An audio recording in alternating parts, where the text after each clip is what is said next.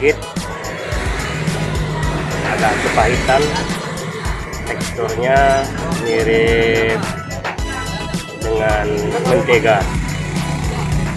Nah, untuk mendapatkan durian dengan ciri-ciri seperti ini tidak mudah, karena harus pandai-pandai memilih.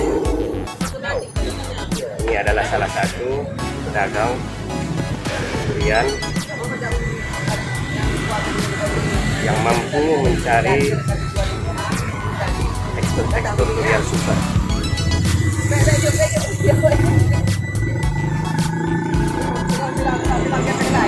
Dari tumpukan durian ini tidak semua berwarna kuning atau dengan rasa agak kepahitan. Ada trik-trik khusus untuk menentukan durian super.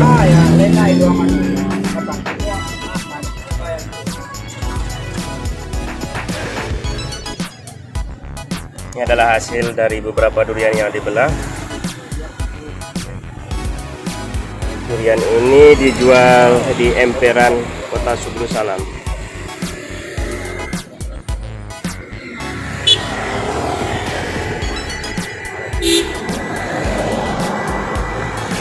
Persimpangan.